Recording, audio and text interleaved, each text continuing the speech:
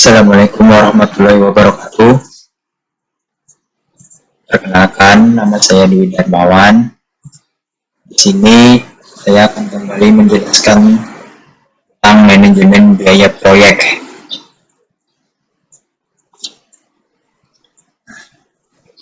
Tentunya manajemen biaya proyek.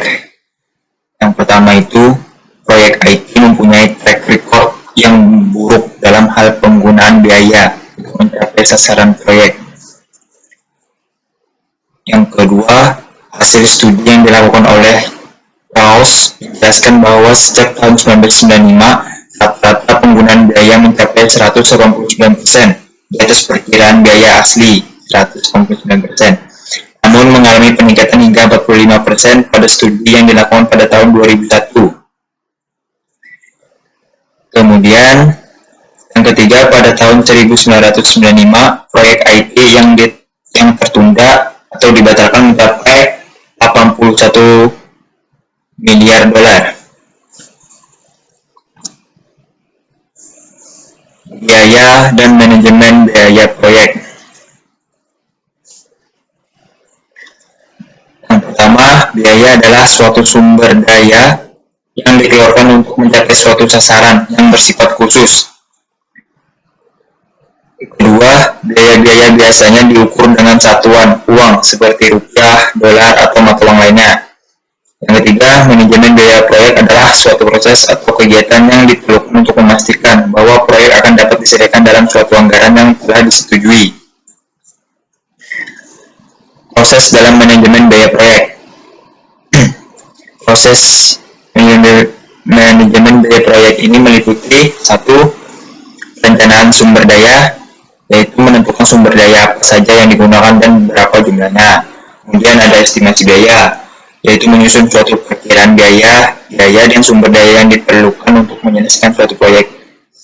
Kemudian penganggaran biaya, membuat suatu alokasi perkiraan biaya secara menyeluruh ke dalam rincian pekerjaan untuk menetapkan suatu baseline sebagai ukuran kinerja. Dan terakhir, pengendalian biaya, yaitu melakukan pengendalian terhadap perubahan-perubahan pada anggaran proyek.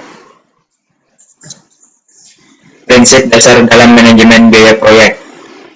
CEO atau Chief Executive Officer atau manajer eksekutif perusahaan sebagai salah satu stakeholder proyek yang sangat penting perannya. Biasanya mengetahui lebih banyak tentang keuangan perusahaan, namun sedikit mengenai tentang IT. Sehingga manajer proyek IT harus dapat menjabatani antara kebutuhan biaya proyek dengan keuangan perusahaan dalam bahasa mereka.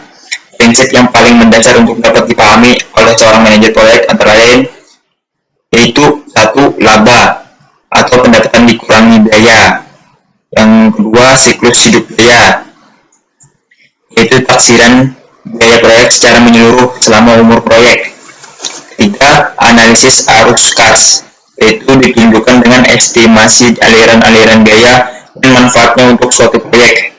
Yang keempat, biaya dan manfaat dapat terukur atau tangible dan tidak terukur tangible, langsung atau direct maupun tidak langsung indirect.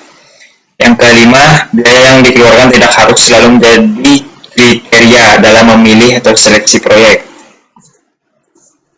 1. Perencanaan sumber daya. Sifat alami dari suatu proyek atau organisasi akan mempengaruhi perencanaan sumber daya. Perencanaan sumber daya ini pada prinsipnya membuat rencana kebutuhan berbagai sumber daya, khususnya material, SDM, biaya, dan lain-lain. Berdasarkan aktivitas pekerjaan dalam suatu proyek, hal yang perlu dipertimbangkan yaitu 1. Bagaimana tingkat kesulitan pekerja dalam proyek tersebut. Kemudian, yang kedua, apakah terdapat statement khusus tentang lingkup atau scope proyek yang akan mempengaruhi penggunaan sumber daya. Biaya dan manfaat dapat terukur dan tidak terukur, langsung maupun tidak langsung. Kemudian, apakah organisasi tersebut pernah melakukan kegiatan atau proyek yang serupa sehingga dapat dipakai untuk acuan penggunaan sumber daya. Lalu kemudian yang terakhir, apakah organisasi mempunyai orang-orang, peralatan, dan material yang tersedia dan mampu untuk melakukan pekerjaan di dalam proyek. Kedua, estimasi biaya. salah satu keluaran dari manajemen biaya proyek yang paling penting adalah suatu perkiraan atau estimasi biaya. Kemudian ada beberapa jenis perkiraan biaya dan alat bantu, serta teknik yang dapat digunakan untuk membantu menyusun estimasi biaya. Yang terakhir adalah penting juga untuk menyusun atau disusun suatu rencana manajemen biaya yang menguraikan bagaimana variasi pengaturan biaya atas suatu proyek. Jenis-jenis estimasi biaya bisa dilihat di tabel sebelah kanan ini. Kemudian ada alat bantu dan teknik estimasi biaya. Ada 3, yaitu yang pertama pendekatan atas bawah, menggunakan harga real proyek sejenis yang sebelumnya pernah dikerjakan untuk perkiraan biaya yang baru. Yang kedua, pendekatan bawah atas, yaitu menaksir materi pekerjaan secara rinci dan menjumlahkan secara keseluruhan untuk menentukan biaya total proyek. Yang ketiga, itu ada pendekatan parametrik, yaitu membuat perkiraan biaya proyek dengan menggunakan model matematika berdasarkan variabel atau karakteristik proyek.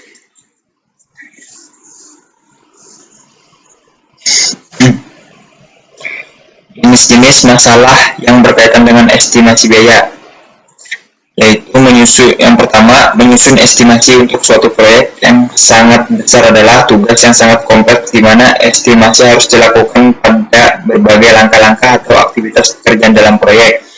Yang kedua, banyak orang yang melakukan estimasi hanya mempunyai sedikit pengalaman sebelumnya. Untuk menghindari hal tersebut, mungkin perlu dilakukan pelatihan dan pembimbingan penyusunan anggaran. Yang ketiga, banyak orang cenderung meremehkan kegiatan estimasi ini, sehingga pada akhirnya banyak perkiraan yang bias atau menyimpang. Penyimpangan ini dapat dihindari dengan melakukan review, tinjauan atau presentasi anggaran biaya, atau dengan pendapat untuk meyakinkan bahwa anggaran biaya tidak menyimpang. Terakhir, pihak manajemen biasanya menginginkan informasi jumlah biaya proyek dan bukan estimasi real atas suatu proyek.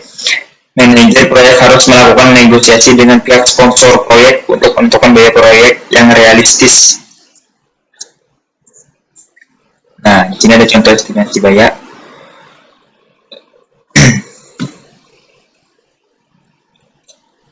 Di kategorinya itu ada objektif, scope, assumption, kemudian ada IRR. Lanjut. Nah, kemudian di sini ada analisis arus kas. Bisa dilihat di tabel ini. Kemudian yang ketiga, penganggaran biaya. Itu ada 2, yaitu salah satu keluaran dari manajemen biaya proyek yang paling penting adalah suatu perkiraan anggaran biaya melibatkan alokasi perkiraan biaya proyek ke item-item materi pekerjaan dan menyediakan suatu pedoman pembiayaan. Kedua, itu ada sebagai contoh pada proyek penggantian sistem bisnis di atas. Total anggaran biaya untuk pengadaan hardware dan maintenance pada tahun 1997 sebesar $270.000, pemeliharaan software sebesar $250 dan sebagainya. Yang keempat, itu ada pengendalian biaya. Pengendalian biaya proyek meliputi ada 3, yaitu yang pertama, monitoring penggunaan biaya. Kedua, memastikan bahwa perubahan biaya proyek sudah tercakup dalam anggaran biaya yang direvisi dalam pedoman anggaran biaya. Dan yang ketiga, memberikan informasi kepada stakeholder proyek terhadap perubahan-perubahan yang mempengaruhi biaya proyek. Sekian dari saya, materi dari saya. Terima kasih.